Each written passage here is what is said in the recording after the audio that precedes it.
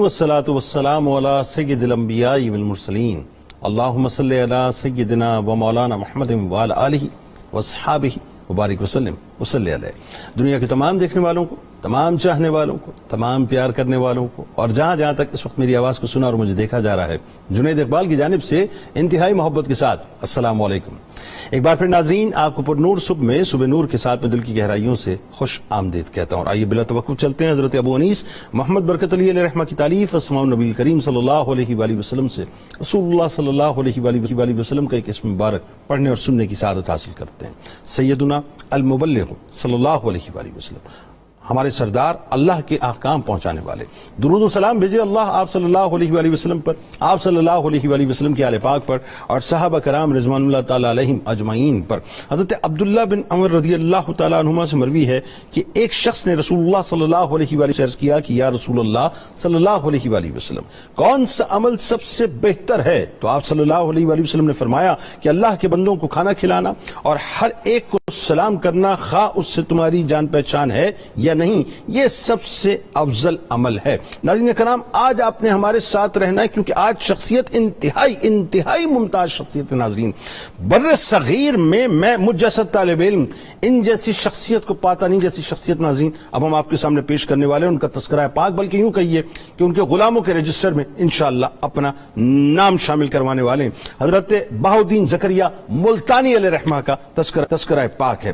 بات یہ ناظرین کہ اس بات میں کوئی دو رائے نہیں ہے کہ دنیا بھر میں اسلام پھیلنے کا ایک بہت بڑا ذریعہ وہ بندگان خدا ہیں جنہیں صوفیاء کرام اور اولیاء عظام کے طبقے میں شمار کیا جاتا ہے. انہی عظیم ہستیوں میں بر صغیر کی ایک بلند پایہ روحانی شخصیت سلسلہ سروردیہ کے روشن آفتاب، طریقت کے چاروں یاروں کے بزم نشین، شیخ الشیوخ غوث زمانہ شیخ الاسلام بہاؤالدین زکریا ملتانی سہروردی علیہ رحمہ کی بھی ہے، جو قاری بھی تھے، محدث بھی تھے، مفسر بھی تھے، عالم بھی تھے، فاضل بھی تھے، عارف بھی تھے، بہترین top of the line educations بھی تھے، خلق کے خدمت گزار بھی تھے، اور ولایت کے اعلیٰ منصب کے تاجدار بھی تھے.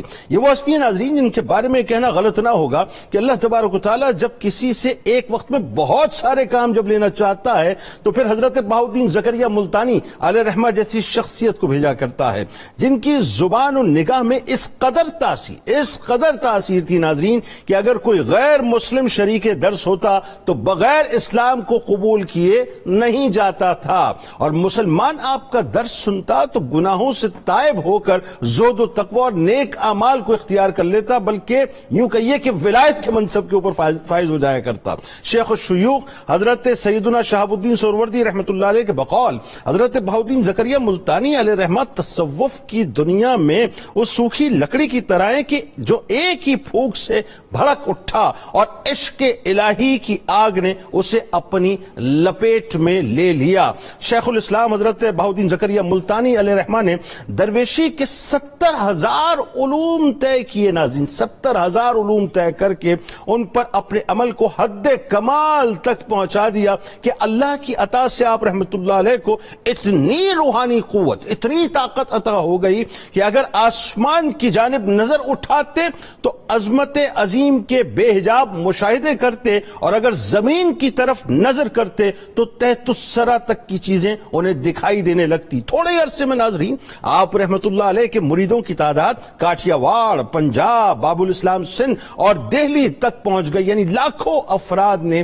آپ رحمت اللہ علیہ سے فیوز و برکات حاصل کیے. آپ رحمت اللہ علیہ نے اس قدر تدبر سے انتظامات فرمائے کہ آج کے اس ترقی یافتہ جدید ترین دور میں بھی کسی فرد واحد کا اتنے پہلوؤں سے خدمت دین و فلاح انسانیت کے کام کرنا انتہائی مشکل ترین نظر آتا ہے. مجھے یہ کہنے دیجئے ناظرین، ایسا محسوس ہوتا ہے جیسے ون مین آرمی جو ہے وہ روحانی جنگ بھی لڑ رہی تھی اور علمی جنگ بھی لڑ رہی تھی. آپ رحمت اللہ علیہ نے عظیم الشان جامعہ رفیع المنزلت خانقاہ، وسیع العریض لنگر خانے، انتہائی عظیم الشان اجتماع گاہ، خوبصورت و عالیشان مسافر خانے، لنگر خانے اور مساجد تعمیر کروائیں. یہاں تک ہوتا تھا ناظرین، جو ڈسیبل یا اسپیشل بچے جو ہم کہتے ہیں، لوگ کہتے ہیں جنہیں نابینا، لنگڑے اور معذور افراد تھے ناظرین، ان کے لیے محتاج خانے آپ نے بنا رکھے تھے جہاں انہیں کھانا اور ضروریات زندگی کی تمام تر سہولیات فراہم کی جاتی تھی. آپ رحمت اللہ علیہ ان کے علاج اور تربیت پر بھی خاص توجہ دیتے تھے، اور آپ رحمت اللہ علیہ اتنے مالدار تھے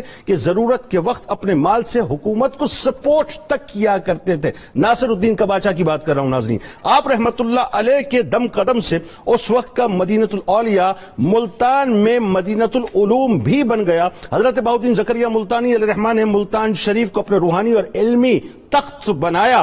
12ویں صدی میں ناظرین، اب بڑی توجہ طلب بات کر رہا ہوں کہ 12ویں صدی میں آپ رحمت اللہ علیہ کا ویژن اتنا کلیئر اور جدید تھا کہ اس زمانے میں آپ رحمت اللہ علیہ نے ارض ہند پر پہلی انٹرنیشنل اسلامک یونیورسٹی قائم کی جو قدیم و جدید علوم کا مرکز تھی، جہاں دنیا بھر سے طلباء آ کر استفادہ کرتے. پھر آپ رحمت اللہ علیہ کے میکینزم پہ ذرا غور کیجئے ناظرین کہ تبلیغ کا جو اسلوب اس وقت آپ رحمت اللہ علیہ نے اختیار کیا وہ آج کے دور کی اشد ضرورت ہے. یعنی اسلام کی ترویج و اشاعت کے لیے مبلغین کی تربیت کا ایک باقاعدہ شعبہ تھا جہاں مختلف علاقوں کی زبانیں ان کو سکھائی جاتی تھیں، انہیں تیار کر کے ایک ٹاسک دے کر رہن سہن سکھا کر تہذیب و ثقافت سکھا کر ان کو بھیجا جاتا تھا. ان کو مال تجارت بھی دیا جاتا تھا، وہاں جا کے پہلے وہ تجارت کریں، یعنی ان کے درمیان اپنی روٹس بنائیں، اس کے بعد اللہ اور اس کے رسول کا پیغام پہنچائیں. ناظرین، آج اسی شخصیت کے بارے میں بات ہوگی جن سے میں سمجھتا ہوں کہ اگر آج ہم استفادہ کر لیں تو بہت سے سوالات کے جوابات ہمیں تبلیغ دین کے حوالے سے آج مل جائیں گے. ہمارے ساتھ 3 شخصیات موجود ہیں جو یقیناً کرف کی محتاج نہیں ہیں.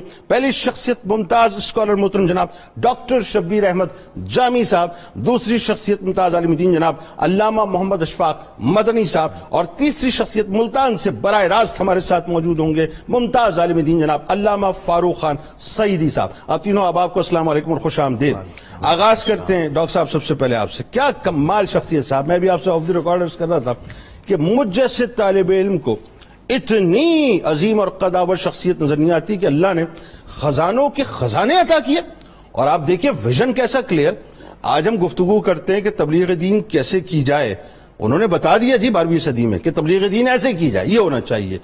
اچھا جی، آغاز سب سے پہلے حضرت بہاؤالدین زکریا ملتانی رحمت اللہ علیہ کا عظیم خاندانی تعارف اور ساتھ ساتھ جو ابتدائی تعلیم و تربیت پر چھوٹی عمر میں جو آپ کو خانقاہ کی ذمہ داریاں مل گئیں، یہ بھی کیسی کمال بات ہے، بتائیے.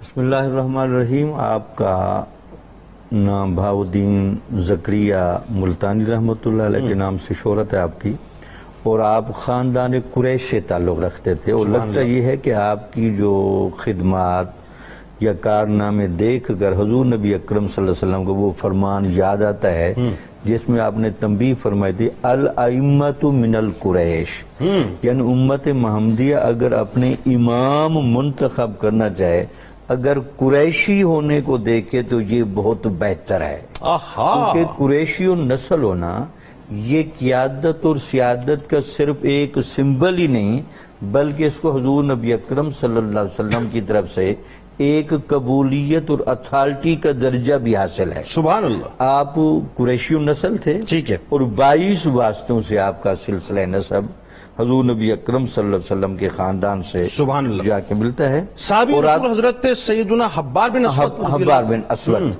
ان کی آپ اولاد سے ہیں، اور آپ کے والد صاحب کا نام تھا مولانا وجیہ الدین محمد غوث. ان کے بارے میں بھی کہا جاتا ہے کہ وہ علم و معرفت کے بہت بڑے پہاڑ تھے. سبحان اللہ. بلکہ یہ جو علاقہ تھا کلور کوٹ اس کے آپ باقاعدہ جج بھی تھے. اور یہ جو آپ کے علم ہے کہ ان کی جو خاندانی نجابت ہے اور یہاں ان کے آنے کا جو سلسلہ ہے وہ بھی مورخین نے محفوظ کیا ہے. کہا جاتا ہے کہ جو ان کے ابن بطوطہ نے شاہ رکن عالم سے خود ملاقات کی تھی، ٹھیک ہے، اور ان سے ان کے خاندان کے حالات پوچھے کہ آپ قریشی نسل ہونے کے باوجود یہاں کس طریقے سے پہنچے. تو ان کی وہ باتیں بیان کرتے تھے کہ انہوں نے فرمایا کہ جو پہلا قافلہ اسلام پھیلانے کے لیے سندھ میں آیا تھا اور حجاج بن یوسف نے عراق سے لوگوں کو بھیجا تھا اور وہ سندھ کے فاتح قرار رہے، ان میں ہمارے اجداد شامل تھے. آہا. ایک تو یہ ملتا ہے. اچھا اس میں ایک اور بات بھی ملتی ہے نا, محمود غزنوی علیہ رحمہ کا بھی ذکر ملتا ہے نا, اس میں یہ بھی ملتا ہے کہ پھر ان کے آبا و اجداد, اس کے بعد حضرت تاج الدین مطرف, یہ ان کے آبا و اجداد میں سے بہت اونچے درجے کے تھے. انہوں نے جا کر خوارزم میں وہاں رہائش رکھی اور وہاں بہت سارے لوگوں کو علمی اور روحانی فیض پہنچایا. انہی کی اولاد میں سے پھر ایک بزرگ تھے, ان کا نام تھا حضرت کمال الدین, جن کو محمود غزنوی اپنے ساتھ جب یہ ہندوستان کے علاقوں کو فتح کر رہے تھے تو وہ ان کو ملتان لے کر آئے, تو ان کو ملتان میں انہوں نے رہائش دی. پھر جب وہ کچھ عرصہ ملتان میں رہے تو اس زمان میں چونکہ کوٹ کروڑ کا جو علاقہ تھا ضلع لیہ کا, یہ تہذیبی اعتبار سے ایک زرخیز علاقہ تھا, وہاں کے پھر آپ نے ان کو قاضی بنایا. یہاں کچھ عرصہ وہ قاضی کے عہدے پر رہے, اور یہ نسلاً بعد نسلاً یہ قاضی کا عہدہ چلتے چلتے حضرت وجیہ الدین تک بھی آیا, ان کے والد گرامی. ان کے والد گرامی. اچھا والدہ بھی نیک پارسا, نانا بھی نیک پارسا, یعنی والدہ فاطمہ, بی بی فاطمہ ان کا نام, بی بی فاطمہ رحمۃ اللہ علیہ. حسام الدین ترمذی ان کے نانا جی تھے. تو یہ سارا خاندان لگتا ہے نجیب الطرفین کی جانب سبحان سے اللہ, علم کا, تقوی کا, طہارت کا ایک ایسا سنہری آپ کہہ سکتے ہیں کہ ایک مالا تھی, جس میں بہاؤدین زکریا ملتانی جیسا خوبصورت ہیرا درمیان میں آ گیا. ایک بات اور بتائیے جو بڑی خاص بات ہے کہ اس گھرانے کے اندر علم کے ساتھ, تقوی کے ساتھ, زہد کے ساتھ, ولایتوں کے ساتھ اللہ نے مال کی بھی بے انتہا فراوانی رکھی. بڑی انتہا کی تھی. اور امام غزالی رحمۃ اللہ نے ایک جملہ لکھا ہے کہ مال اور ولایت جہاں جمع ہو جائیں وہاں تو کمال ہی کمال ہو جائے. چونکہ مال اسباب دنیا کی تمام چیزوں کو منظم کرتا ہے اور روحانیت انسان کے باطن کو سنوار دیتی ہے. سبحان اللہ. جہاں ظاہر و باطن کا کمال جمع ہو تو وہاں مال بھی ہوتا ہے اور ولایت بھی ہوتا ہے. اب ذرا ابتدائی تعلیم کے بارے میں بتائیے, اور چھوٹی عمر میں یعنی 12 برس کی عمر میں خانقاہی نظام سنبھال لیں. اور ان کے بارے میں یہ شواہد بھی ملتے کہ آپ مادرزاد ولی تھے. سبحان اللہ. یعنی مادرزاد ولی ہونے کا جو 2 شواہد دیے گئے کہ آپ بچپن میں ماہ رمضان کے اندر دن کے وقت ماں کا دودھ نہیں پیتے. اللہ, یہ ایک پہلی دلیل تھی کہ آپ مادرزاد ولی ہیں. اور آپ کو بچپن میں اس بات کا ادراک ہے کہ کیونکہ رمضان کے روزے چل رہے ہیں تو بچپن میں والدہ کا دودھ نہ پیوں. دوسرا کہتے جب آپ کبھی والدہ کا دودھ پی رہے ہوتے, ان کے والد صاحب چونکہ بہت متقی تھے اور اولیاء کا قرآن کی تلاوت کے ساتھ, سبحان اللہ, کیا اچھی بات وہ تو ایک مثالی ہے. جب وہ قرآن مجید کی ان کے ساتھ تلاوت کرتے تو اپنی والدہ کا دودھ چھوڑ کر بڑی غور سے سنتے, اپنے والد کا چہرہ تکتے رہتے اور خوش ہوتے تھے. لگتا یہ تھا کہ ان کو پتہ تھا کہ قرآن پڑھا جا رہا ہے, تو میں قرآن کی آواز کو غور سے سنوں. سبحان اللہ. تو اپنا جنید صاحب لگتا یہ ہے کہ جن ارواح کو اللہ تعالیٰ نے شروع میں منتخب فرمایا ہے, الستو بربکم قالوا بلا کی چاشنی بھی نرالی رکھی. کیا کہنے, تاکہ وہ یہی ان کی وجوہات ہے نا کہ وہ جو الستو والا نعرہ قرآن کی تلاوت میں الاپا جا رہا ہے. پھر آپ کی آگے دیکھیں ایک فطرت سلیمہ, 7 سال کی عمر میں آپ اپنے استاد مولانا نصیر الدین بلخی رحمۃ اللہ علیہ سے صبح کی رات کے ساتھ نہ صرف قرآن کے حافظ ہوئے بلکہ ان 7 قراتوں کے بڑے جید عالم. اور 12 سال کی عمر میں والد صاحب کو جب وصال ہوا تو لگتا ہے کہ جب مسند وہ تاج آپ کے سر پر سجایا گیا, 12 سال کی عمر میں وہ بھی آپ نے اتنا اس نے خوبی سے انجام دیا کہ آپ کے چچا ہمیشہ آپ کی تعریف کرتے. اچھا اب یہ دیکھیں علامہ صاحب کیسی بات ہے, آپ ذرا سوچیں 12 برس کی عمر ہوتی کیا ہے صاحب آج کے دور میں. اگر ہم آج کے دور سے اس کا کمپیریزن کریں تو 12 برس کے جو ہے بچے کو پتہ ہی نہیں ہوتا صاحب زندگی گزارنی کیسے, کھیل کود کے دن. وجہ اس کے کہ 12 برس میں سلسلے کی پوری ذمہ داریاں, 12 برس میں گدی نشینی اور اتنا بڑا انتظام انصراف, ظاہر والد پردہ فرما گئے تھے, یہیں سے سلسلے کو آگے بڑھ. میں چاہتا ہوں کہ ان کی شخصیت کا ایک جب یہ پروگرام کوئی دیکھے نا تو ایک ڈاکیومنٹ لوگوں کو لگے کہ جی بہاؤدین زکریا ملتانی رحمۃ اللہ علیہ پہ بہترین ڈاکیومنٹ ہے یہ. یہاں سے سلسلے کو آگے بڑھائیے کہ تحصیل علم کے لیے آپ رحمۃ اللہ علیہ کے اب اسفار کا سلسلہ اب شروع ہوگا یہاں سے, اور کیوں ہوگا ذرا بتائیے, چچا کو کیا فرمایا, کیا عرض کیا, اور پھر مشائخ عظام سے جو آپ نے فیض حاصل کیا, پھر آپ کا جو ایک سلسلہ بیعت کا معاملہ ہے بڑا خاص, شیخ شہاب الدین سروردی رحمۃ اللہ علیہ کا, اور پھر پلٹ کے پھر ملتان کی طرف آنا اور اس کو علمی اور روحانی مرکز بنانا. بتائیے. بسم اللہ الرحمن الرحیم. حضرت خواجہ بہاؤالدین زکریا ملتانی رحمہ اللہ کی علمی اسفار کو سننے سے پہلے یہ بات جان لینی چاہیے کہ جیسے ڈاکٹر صاحب نے فرمایا کہ آپ مادرزاد ولی تھے اور رب جس کو ولایت عطا کرتا ہے تو اس کو علم بھی عطا کرتا ہے. اس کے باوجود آپ کا سفر کرنا یہ اس لیے تھا کہ آپ جہد مسلسل کا استعارہ بن رہے تھے. واہ. آنے والے دور کے تمام لیڈر اور تمام طریقت اور علم کے جو شاہ سوار ہوں وہ ان کو اپنا آئیڈیل تصور کریں کہ آئیڈیل کیسا ہوتا ہے. اب آپ اندازہ لگائیں کہ 12 سال کی عمر میں تخت نشین ہو چکے ہیں اور آپ ایک بہترین زندگی گزارنے کی طرف بڑھ رہے ہیں. تو آپ نے اپنے چچا جان سے یہ بات کہی جن کا نام حضرت احمد غوث رحمت اللہ تعالی علیہ تھا. ان سے عرض کرتے ہیں کہ چچا جان میں علم حاصل کرنا چاہتا ہوں. تو انہوں نے فرمایا کہ بیٹا یہ تو بہت اچھی بات ہے, آپ اس میں کمال حاصل کریں تاکہ آپ اپنے والد گرامی کی مسند پر جب آپ بیٹھیں تو آپ ظاہر و باطن میں مکمل و اکمل ہوں. تو اس کے بعد آپ نے جو علم کے لیے سفر اختیار کیا, عقلیں حیران رہ جاتی ہیں کہ آپ کروڑ کوٹ جو علاقہ ہے جو آج کوٹ لال عیسن کہلایا جاتا ہے, لیا سے 31 کلومیٹر دور ہے بکر روڈ پر, وہاں سے آپ خراسان تک علم حاصل کرنے کے لیے گئے. اب خراسان آج کے دور میں تقریباً 2600 کلومیٹر دور ہے. تو اس وقت یہ 2600 کلومیٹر کا سفر کرنا اور اس عمر میں سفر کرنا, 12 برس کی عمر میں سفر کرنا, اور پھر آپ جب خراسان گئے 7 سال تک آپ نے مسلسل وہاں پر علم حاصل کیا, اور پھر وہاں سے آپ بخارا گئے, بخارا میں مزید علم حاصل کیا, اور وہاں پر تو آپ کے بارے میں مشہور تھا کہ یہ بہاؤالدین فرشتہ ہے.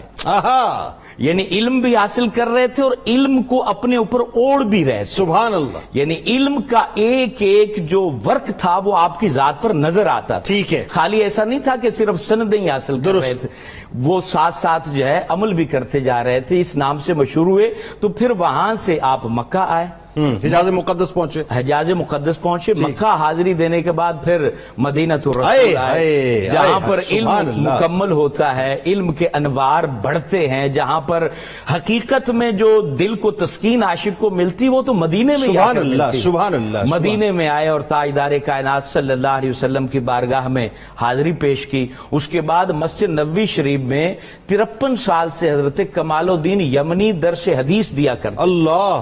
5 سال تک ان کے پاس بیٹھ کر آپ نے حدیث سنی, اور وہاں حدیث میں کمال جب پا لیا, علم کو ہر لحاظ سے مکمل طور پر حاصل کر لیا, تو پھر طریقت کی جو آنکھ تھی اور دل تھا وہ تڑپ رہا تھا کہ اب کوئی ایسی ہستی ملے کہ جو عظمت بالا کے نظارے بھی کرائے اور تحت الثری کے نظارے بھی کرائے. بلکہ یوں کہیے, یوں اس کو میں اس طرح سے کہ کیونکہ سرکار علیہ السلام کی بارگاہ میں بیٹھ کے اس خیال کا آنا بھی سرکار علیہ السلام کی طرف سے یہ کہ اب ان کو جو ہے مربوط کر دیا جائے, بھیجا جا رہا تھا. بات یہ اب علم مکمل ہو چکا تھا تو روحانی طور پر تاجدار کائنات چاہتے تھے, جیسا کہ آپ فرما رہے تھے نا, اتنی جہت میں کام کرنا, تو اب اس کی بنیاد رکھی جا رہی. اچھا, اس سے پہلے آپ بیت المقدس گئے نا, وہاں سے جب انبیاء کرام علیہ السلام کے مزارات پہ حاضری دی. اب حضور فخر عالم کے پاس جب حاضری دے لی تو پھر مزید انبیاء علیہ السلام سے برکت پانے کے لیے اب بیت المقدس پہنچے, اور وہاں تمام جو انبیاء کرام علیہ السلام کے مزارات ہیں ان پر آپ نے حاضری دی, اور وہاں سے پھر آپ بغداد کی طرف روانہ ہوئے, کیونکہ وہاں پر شہرہ تھا حضرت شہاب الدین عمر سہروردی رحمت اللہ تعالی علیہ کا. تو ان سے فیض پانے کے لیے آپ بغداد معلّہ پہنچے. جب بغداد معلّہ پہنچے تو وہاں مجلس لگی ہوئی تھی حضرت شہاب الدین سہروردی کی. تو جیسے ہی حضرت بہاؤالدین زکریا کو دیکھا تو کہا میرا باز سفید آیا. باز سفید ہے. اب یہ جو سلسلہ ہے سہروردی, اس کی خاصیت ہے کہ یہ 3 سال تک مجاہدے کرواتے ہیں. یہ قلبی جو آنکھ ہے اس کو بیدار کرتے ہیں, اس کے بعد خرقہ خلافت پہناتے ہیں.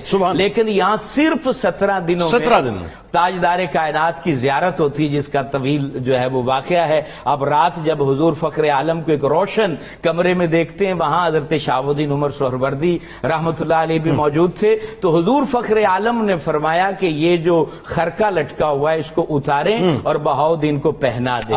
اور پھر جب آنکھ کھلتی ہے تو صبح حضرت شہاب الدین بلاتے ہیں, اپنے پاس بلاتے ہیں. صرف 17 دن کے مجلس اور مشاہدے کے بعد کہتے ہیں کہ وہی خرقہ تھا جو میں نے خواب میں میں دیکھا تھا حضرت شہاب الدین سہروردی نے اتارا، ان کو پہنایا اور فرمانے لگے یہ خرقہ ہم اسی کو پہناتے ہیں جس کے بارے میں حضور تاجدار کائنات ہمیں اشارہ اور سبحان اللہ، اور اشارہ تم نے بھی دیکھ لیا رات خواب میں. کیا ہی بات ہے، کیا ہی بات ہے. اب جی ملتان شریف چلتے ہیں، اور ظاہر ہے آج تو مرکز میں ہمارے انتہائی پیارے علامہ فاروق خان سعیدی صاحب تشریف فرمائیں. یہ بنیادی طور پہ بتائیں گے جو اپنی نگاہوں سے اس وقت نظارے دیکھ رہے ہیں، بلکہ تجلیات دیکھ رہے ہیں.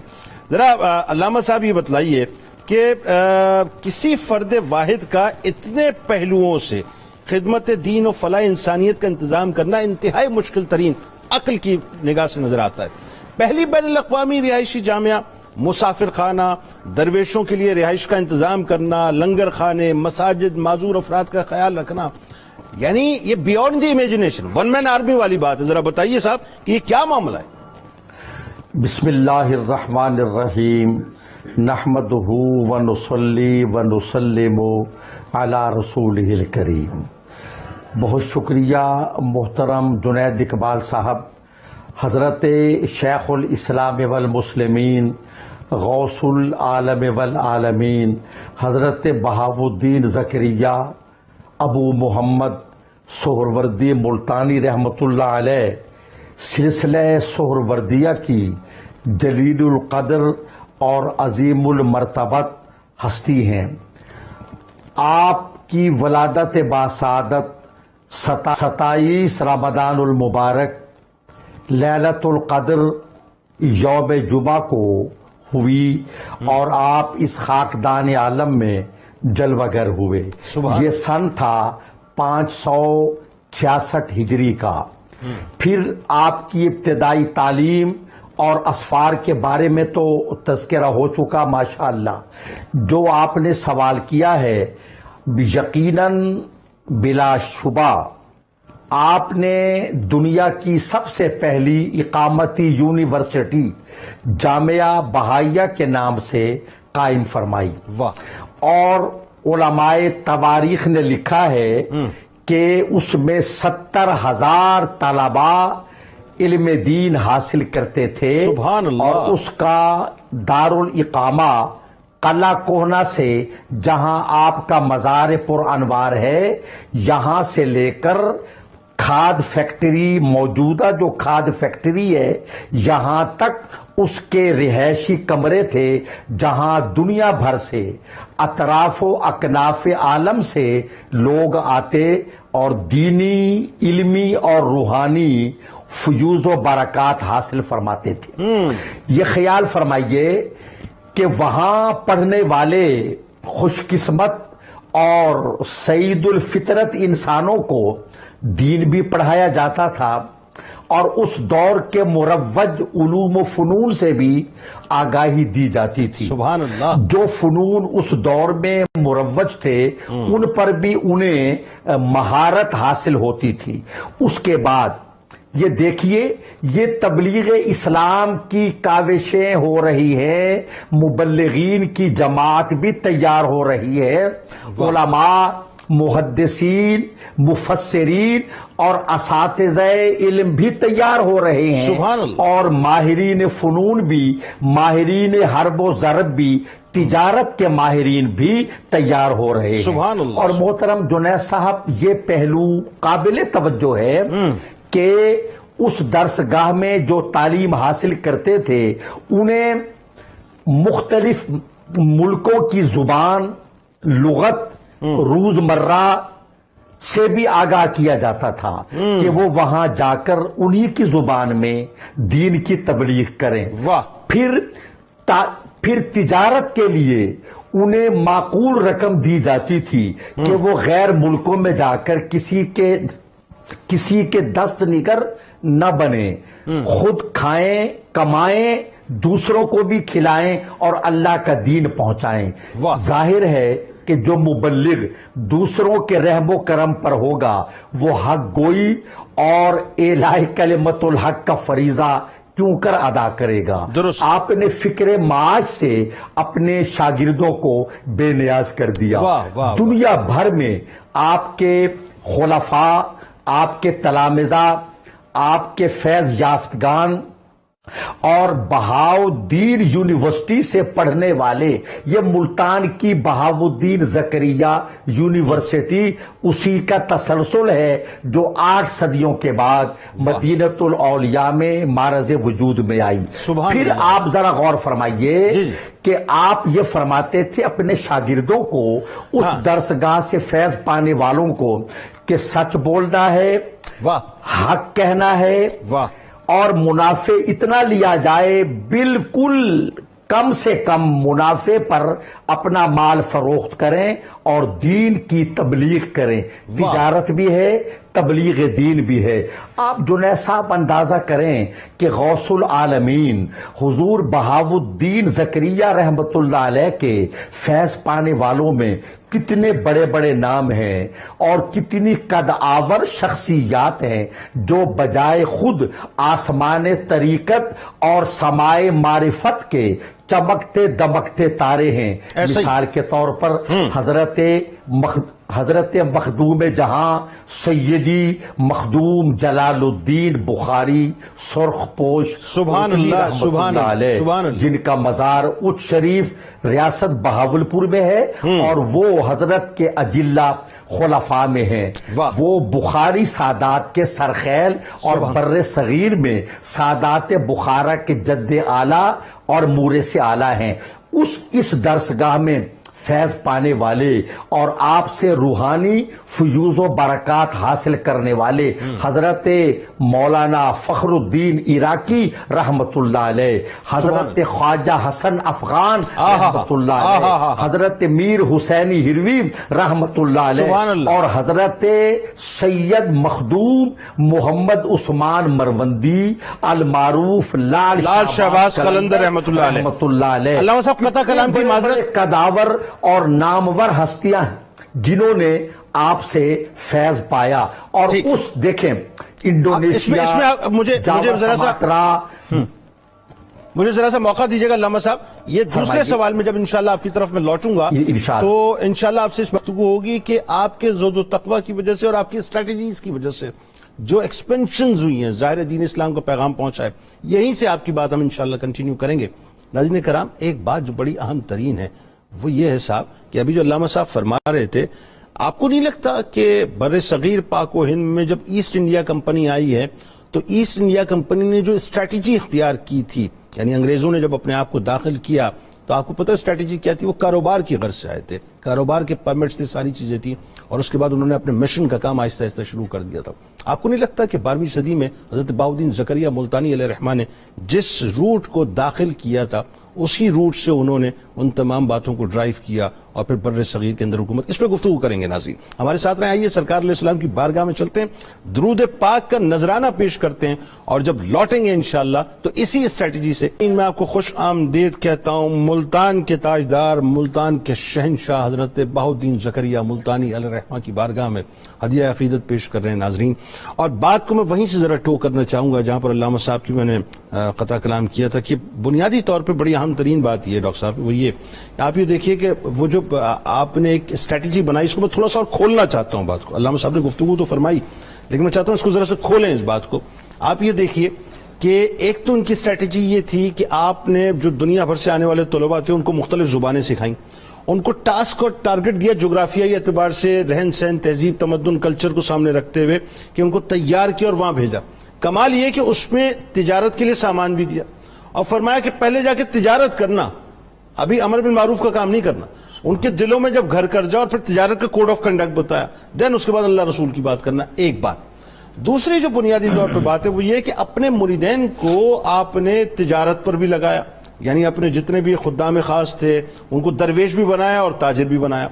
آج اللہ ماشاءاللہ، یہ حاشیہ لگا کہ اللہ ماشاءاللہ کئی خانقاہیں ایسی ہیں جو بہت پازیٹیو کام کر رہی ہیں، لیکن عمومی طور پہ دیکھا جاتا ہے کہ آج تو پیران عظام جو ہے مرید کا خون جب تک نہ چوس لیں اس وقت مسئلہ نہیں ہوتا۔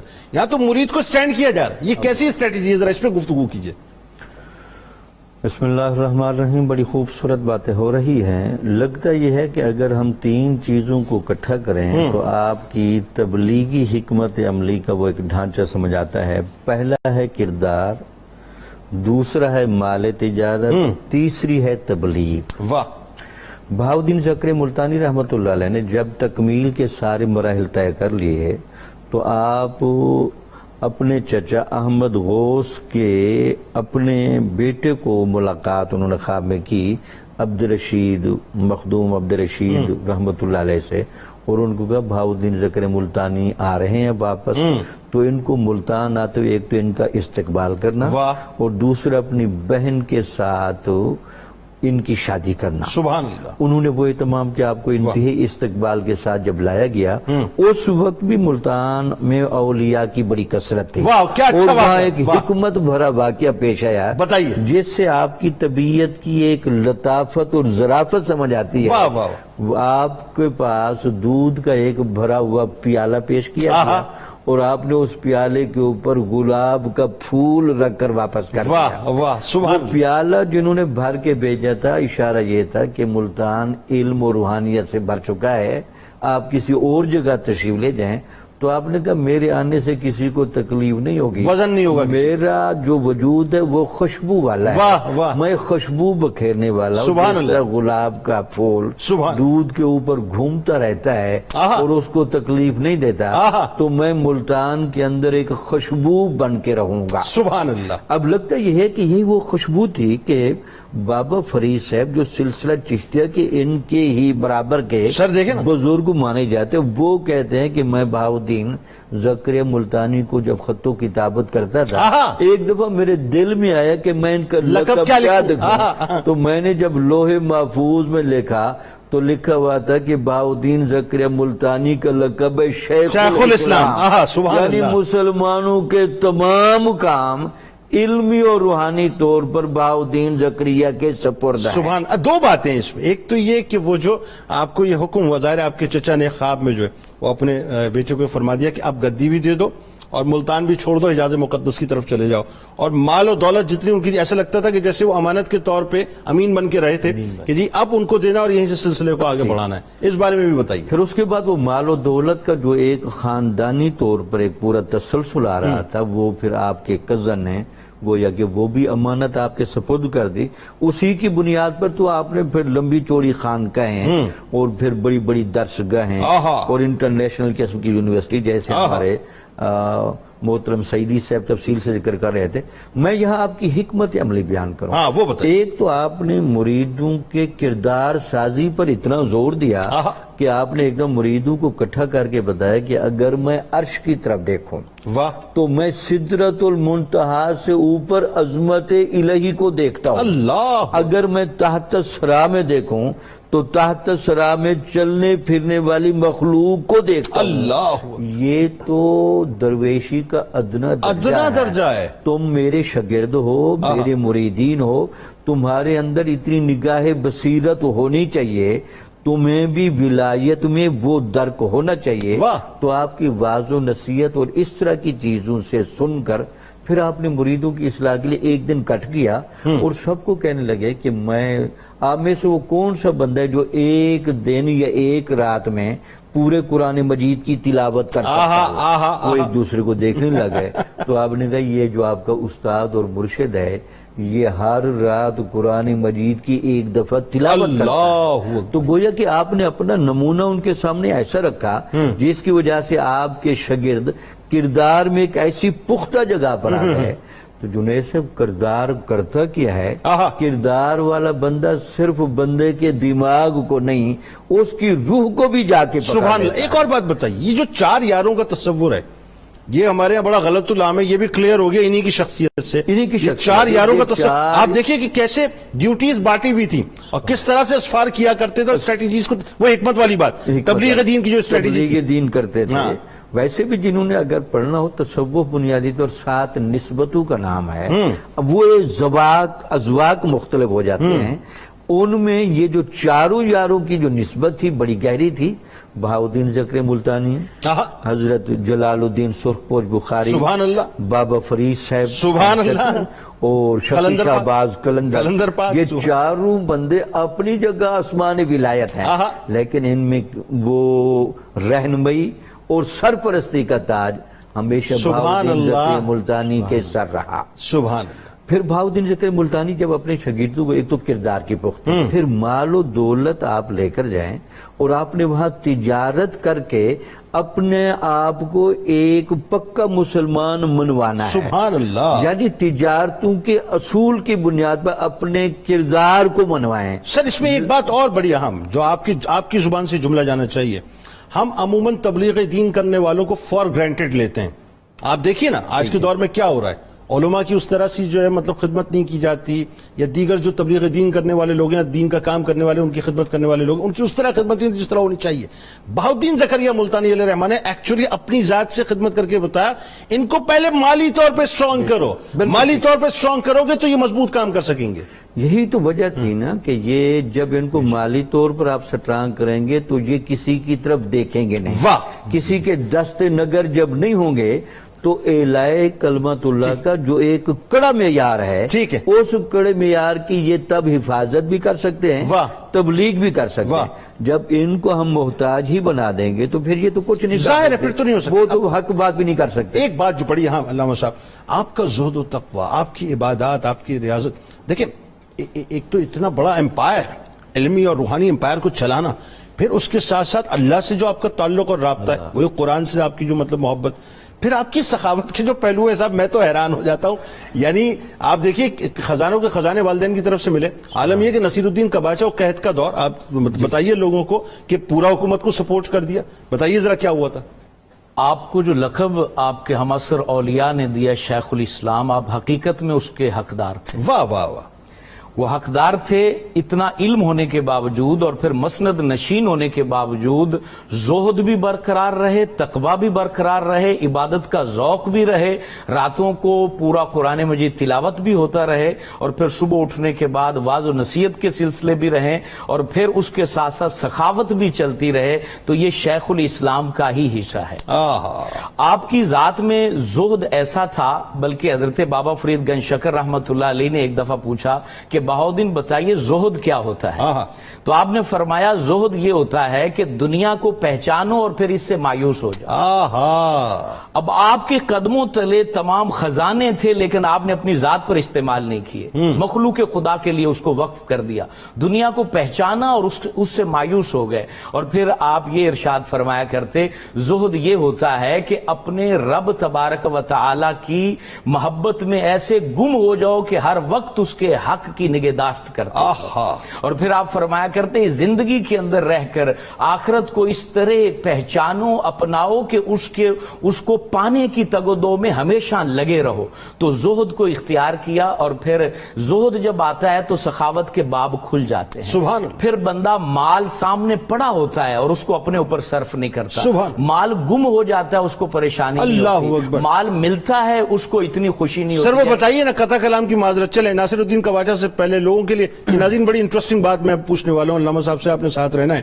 وہ ذرا پہلے وہ واقعہ بتا دیجیے صندوق والا کہ جس میں 5000 سرخ سونے کے دینار تھے. کیلکولیشن میں بتاؤں گا آپ کو، آپ پہلے واقعہ بتائیے ہوا کیا تھا. اب اس ایک واقعے میں آپ کا زہد، تقوی، محبت باری تعالیٰ اور سخاوت، یہ تمام چیزیں بطور دلیل نظر آتی ہیں. آپ نے اپنے غلام کو کہا کہ وہ جو صندوقچی ہے جس میں 5000 دینار سونے کے وہ رکھے ہوئے ہیں، وہ ذرا اٹھا کے لاؤ. آپ اندر گئے، دیکھا تو نظر نہیں آئے، اور آ کے کہا کہ حضور والا وہ تو صندوقچی نہیں مل رہی ہے. آپ نے کہا الحمدللہ الحمدللہ، اور پھر کہا کہ دوبارہ جا کے دیکھو شاید مل جائے. اندر دوبارہ گئے، دوبارہ جا کے دیکھا، آ کے کہا کہ حضور وہ صندوقچی مل چکی ہے. آپ نے کہا الحمدللہ. آپ کے مریدین پوچھتے ہیں کہ حضرت گم ہونے پر بھی الحمدللہ، مل جانے پر بھی الحمدللہ.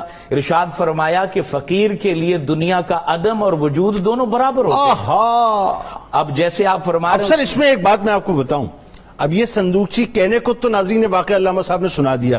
5000 سونے کے دینار، مطلب 5000 سرخ دینار ایکچولی سونے کے دینار. اچھا ایک دینار میں اگر میں غلط نہیں تو میری تصحیح کیجئے گا کہ 1.25 تولے سونا. 1.25 تولے سونا آج سے مراد اگر میں لوں تو تقریباً آپ سمجھ لیجئے 1,40,000 سے 50,000 روپے تک بنتا ہے. ٹھیک ہے جی. اچھا اب اگر 5,000 دینار ہیں تو اس کا مطلب یہ ہو گیا تقریباً یہ آپ سمجھ لیں کہ 55 کروڑ روپے کے قریب جو ہے یہ بنتا ہے. یعنی 55 کروڑ روپے کی صندوق گئی, ایک لمحے میں کہا الحمدللہ, مل گئی, ایک لمحے میں کہا الحمدللہ. یہ کیسی بات؟ آج ایسا ہو تو لوگ جو ہے نا وہ شوگر پیشنٹ ہو جائے, دل کے مریض ہو جائے. تو انہوں نے سمجھایا کہ یہ دنیا اصل میں تمہارے استعمال کے لیے ہے, نہ کہ تمہیں استعمال کرنے. کباچا والا واقعہ بتائیے. اب اسی طرح ان کی جو سخاوت تھی وہ محدود نہیں تھی, صرف مخلوق تک محدود نہیں تھی, بلکہ جب حکومتی سطح پر پریشانی لاحق ہوتی, فاقے درپیش ہو جاتے, تو اس وقت بھی یہ اپنے خزانے حکمرانوں پر بھی کھول دیا کرتے. خود گورنر ملتان جو تھے ناصر الدین قباچہ, اس نے پیغام بھیجا کہ ہمیں ضرورت ہے, تو آپ نے غلہ بھیج دیا اور غلے کے اندر کچھ دینار درہم اور اس وقت کے سکے رکھ دیے, خود جانتے بوجھتے اس میں رکھ دیے کہ انہیں شرمندگی نہ ہو, کیونکہ اب بڑے آدمی کو جب آپ اس طرح کا پیسہ دیں تو اس کو ذرا قلبی رنج پہنچتا ہے. تو آپ نے اس کے مطابق ٹوٹل کام آپ نے جتنے کیے, جیسے تبلیغ پر بات ہو رہی تھی, اداروں پر بات ہو رہی تھی, مبلغین کی تیاری پر بات ہو رہی تھی, ٹوٹلی فطرت کے مطابق کام کرتے تھے. اور یہ بڑی بات ہے, کیونکہ حضور فخر عالم علیہ السلام نے فرمایا کہ یہ میرا دین دین فطرت ہے. آپ فطرت سے ہٹو گے تو آپ پسپا ہو جاؤ, برباد ہو جاؤ گے. آج بھی بڑی بڑی تنظیمیں اتنا بڑا کام نہیں کر پا رہی جو کام حضرت بہاؤالدین زکریا ملتانی 5ویں صدی میں کر چکے ہیں. اکیلے تن تھا, اکیلے کر چکے ہیں. اور یہ بتا دیا کہ یہ ویژن میرا بڑا کلیئر ہے, کلیئر ویژن. اور اس کے مطابق, کیونکہ وہ فطرت کو لے کے چل رہے تھے, انہوں نے لباس کے اوپر لڑائی نہیں کی, انہوں نے ایک جو ہے نا پراپر ایک انداز سے, بھئی تم جو ہے نا وہ صرف اسی بر صغیر کے حلیے سے چین میں جانا ہے, فلپین میں جانا ہے, جو ہے نا آپ نے بنگال میں جانا ہے, یہ نہیں کہا, بلکہ کہا آپ نے اس خطے کے خورد و نوش کو پہچاننا ہے, ایگزیکٹلی ان کے لباس کو پہچاننا ہے, ان کی گفتگو کو پہچاننا ہے. اور بڑی بات قبلہ, ان کو سکھانے کے لیے انہی ممالک کے معلمین رکھے ہوئے تھے. کیسی کمال بات ہے, کیسی کمال بات ہے. اور پھر ان کو کہتے تھے کہ یہ جو آپ کے پاس ہمارے طلبہ بیٹھے ہیں, اپنا علاقہ گھول کے پلا دو ان کو. یہ وہاں جائیں تو ایسا نہ لگے کہ یہ جو ہے نا وہ ملتان سے آئے ہیں یا کوٹ کروڑ سے آئے ہیں, ان کو لگے کہ ہمارے ہی لوگ. یعنی کسی طور سے کمیونیکیشن گیپ نہیں ہونا چاہیے. علامہ فاروق صاحب, فائنلی آپ کی طرف آتے ہیں. بات آپ کی جہاں منقطع ہوئی تھی وہیں میں سمجھ لیجئے میں نے ربط جو ہے وہ وہیں توڑا ہے, علامہ صاحب کو وہیں روکا ہے میں نے. آپ مختلف ممالک کی بات فرما رہے تھے, اس اسٹریٹجی پہ بات کر کے پھر آئیے اس طرف کہ جہاں پر آپ رحمت اللہ علیہ کے پردے کا انتہائی حسین, انتہائی خوبصورت واقعہ ہے, وہ بھی بیان کیجئے. آپ کی اولاد امجاد کے بارے میں بھی بتائیے, اور پھر جو آپ کے مریدین ہیں جو فیض یافتہ ہیں ان کے بارے میں بھی بتائیے. دیکھیے جنید صاحب, مسئلہ یہ ہے کہ حضور غوث العالمین بہاؤالدین زکریا رحمت اللہ علیہ کا جو خاندان ہے وہ ان میں ہر فرد بجائے خود عالم, متقی, پرہیزگار اور مادرزاد ولی ہے. حضرت کے مادرزاد ولی ہونے کا تو آپ نے سن لیا کہ آپ دنیا میں تشریف لائے تو رمضان المبارک تھا, جمعۃ الوداع تھا, لیلۃ القدر تھی, اور آپ نے دودھ نہیں پیا. شوال کے چاند تک آپ روزہ دار رہے. آپ کے والد ماجد حضرت محمد غوث رحمت اللہ علیہ وجیہ الدین اور آپ کے چچا جان حضرت شیخ احمد غوث رحمت اللہ علیہ, یہاں یہ تذکرہ میں سمجھتا ہوں ضروری ہے کہ آپ کے چچا جان حضرت شیخ احمد غوث رحمت اللہ علیہ کے لخت جگر حضرت مخدوم عبد الرشید حقانی رحمت اللہ علیہ بہت بڑے ولی کامل ہیں سلسلہ عالیہ قادریہ کے, اور ان کا مزار مبارک ملتان شریف سے یہ وہاڑی کی طرف جانے والی روڈ پر واقع ہے, اور وہ علاقہ, وہ جگہ, وہ اڈا مخدوم رشید علیہ الرحمہ کے نام سے منسوب ہے.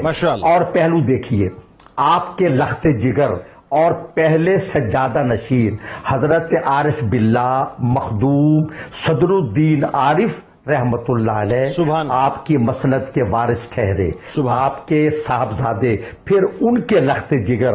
آپ کو تو علم ہے ہی, ہمارے حضرات دیکھنے والوں کو, سننے والوں کو بھی یہاں خوشگوار حیرت ہوگی کہ حضرت کے پوتے اور حضرت کے دوسرے سجادہ نشین حضرت قطب الاقطاب ابو الفتح شاہ رکن الدین والعالم سہروردی رحمت اللہ علیہ وہ بھی مادرزاد ولی ہیں. سبحان اللہ. ای خانہ ہما آفتاب است. واہ واہ. آپ کی بہو اور حضور رکن عالم علیہ رحمت کی مادر معظم حضرت بی بی راستی پاک دامن علیہ الرحمہ جو سلطان جمال الدین والی ریاست فرغانہ کی بیٹی ہے، یعنی دنیا کے بادشاہ کی بیٹی ہے اور دین کے بادشاہ کی ماں ہے. یہ خانہ ہما آفتاب است. اور آپ کے گھر کی جو کنیزیں تھیں، جو لونڈیاں تھیں، مامائیں تھیں، اصیلیں تھیں، خواسیں تھیں، ان کو ہدایت تھی کہ چکی بھی پیستی رہیں، تلاوت قرآن بھی کرتی رہیں، گھر کے کام کاج بھی کریں اور وہ امور بھی انجام دیں اور ذکر اللہ اور ذکر مصطفیٰ بھی کرتے رہیں. دیکھیے حضرت کی تبلیغی مسائی کے نتیجے میں پورا جنوبی ایشیا وہ مشرف با اسلام ہوا. جیسا ہمارے فاضل دوستوں نے بتایا کہ آپ جب بخارا میں تشریف لے گئے علم حاصل کرنے کے لیے تو آپ کے زہد و تقوی کو دیکھ کر بہاؤالدین فرشتہ آپ کو کہا جانے لگا. بہاؤالدین فرشتہ. اور پھر بنگال میں حضرت جلال الدین سہروردی، حضرت جلال تبریزی، ایسے بزرگ ہیں جو آپ سے فیض یاب ہیں. اور سلطان الطارقین سلطان حمید الدین حاکم رحمت اللہ علیہ جو تخت و تاج کو ٹھوکر مار کر فقر و درویشی کے راستے پر گامزن ہوئے، وہ آپ سے بھی فیض یاب ہیں اور آپ کے پوتے حضور رکن عالم علیہ رحمت سے بھی وہ فیض یاب ہوئے ہیں. میں یہ سمجھتا ہوں کہ اسلام تلوار سے نہیں پھیلا، جبر سے تشدد سے نہیں پھیلا. اسلام بزرگوں کی گفتار، کردار اور اطوار سے پھیلا ہے. ذرا جنید صاحب یہ پہلو دیکھیے کہ جہاں آپ کا قبہ ابیض ہے، جہاں آپ کا گنبد بیضا ہے، جس کے سائے تلے آپ قیامت تک آرام فرما ہیں، اس کے بالکل متصل پر ہلاد پوری کا مندر تھا.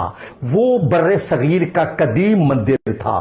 آپ کی آمد سے پہلے وہاں پوجا پاٹ ہوتی تھی. جب آپ تشریف لائے اور اپنے جہاں آپ کی خانقاہ ہے، جہاں آپ کی مرقد منور ہے، اس سے متصل چبوترا ہے، وہاں آپ بیٹھ گئے تو جو بھی آتا آپ کا چہرہ دیکھتا اور اس کا دل یہ کہتا کہ میں تھوڑی دیر اس درویش کامل کی خدمت میں حاضری تو دوں جس کا چہرہ اتنا حسین ہے، اس کی گفتار کتنی لاجواب ہوگی. اور آپ کی طالبات سے وہ فیض یاب ہو کر علامہ صاحب قبول کرتا. علامہ صاحب قطع کلام کی معذرت، چونکہ وقت بہت کم ہے، فائنلی ان کا پردے کا جو معاملہ ہے وہ بتا دیجیے. یہ بات مکمل ہونے دیں. جب وہاں پجاریوں کا سلسلہ رک گیا تو حضرت غوث العالمین سے کہا گیا کہ آپ یہاں سے چلے جائیں، اٹھ جائیں. آپ نے فرمایا بہاؤالدین خود نہیں آیا، مجھے بھیجا گیا ہے. میں از خود نہیں آیا، مجھے کسی ہستی نے بھیجا ہے. میں جانے کے لیے نہیں آیا، میں آنے کے لیے آیا ہوں. 7 صفر سن 661 ہجری کو آپ کا وصال ہوا. آپ نے سوال کیا تھا حضرت کی رحلت کا. آپ کے صاحبزادے مخدوم صدر الدین عارف رحمت اللہ علیہ جن دنوں حضرت کے دنیا میں آخری ایام تھے تو صاحبزادے بالکل آپ کے قریب اور آپ کی صحبت میں تخلیے میں رہتے تھے. انہوں نے دیکھا کہ باہر ایک بزرگ آئے ہیں اور انہوں نے سبز رنگ کا ملفوف پیش کیا اور کہا یہ جا کر اپنے بابا کو دے دو. وہ اندر آئے، وہ لفافہ پیش کیا. حضرت نے دیکھا، سجدے میں سر رکھا اور آواز آئی دوست بدوست رسید. دوست کے پاس پہنچ گیا اور آواز قدرت آئی ارجعی الی ربک راضیۃ مرضیہ. سبحان اللہ، جزاک اللہ. بہت شکریہ آپ تشریف فرما رہے، بہت شکریہ آپ دونوں احباب کا تشریف فرما رہے. آئیے ناظرین چلتے ہیں کتاب و جانب. دعاؤں کی قبولیت کا وظیفہ آپ کے سامنے پیش کرتے ہیں. ہر پیر کی شب غسل کر کے اپنا چہرہ آسمان کی طرف کر کے 141 بار اللہ تعالیٰ کے اس مبارک یا متعالی پڑھ کر جو دعا مانگی جائے قبول ہوتی ہے انشاءاللہ. حضرت بہاؤالدین زکریا ملتانی علیہ رحمہ کا قول مبارک، اور کیا کمال قول مبارک ہے کہ قول و فعل میں سچائی اعمال کی درستگی اور اتباع سنت رسول صلی اللہ علیہ وآلہ وسلم ہی قرب الہی کا ذریعہ ہے۔ ٹویٹر پہ میں ضرور فالو کیجئے گا، فیس بک ضرور لائک کیجئے گا، یوٹیوب چینل کو ضرور سبسکرائب کر کے بیل آئیکن کو کلک کر دیجئے گا۔ آپ وہاں موجود ہیں، ہم یہاں موجود ہیں، مل کے انشاءاللہ نعرہ لگاتے ہیں۔ اس دعا، اس امید، اس یقین کے ساتھ اجازت دیجئے کہ لا یؤمن احدکم حتی اکون احب الیہ من والدہ وولدہ والناس اجمعین۔ اللہ تعالیٰ آپ کا، ہمارا، ہم سب کا، پاکستان کا اور امت مسلمہ کا حامی و ناصر ہو، آمین۔ پاکستان کا مطلب کیا؟ لا الہ الا اللہ محمد رسول اللہ صلی اللہ علیہ وآلہ وسلم۔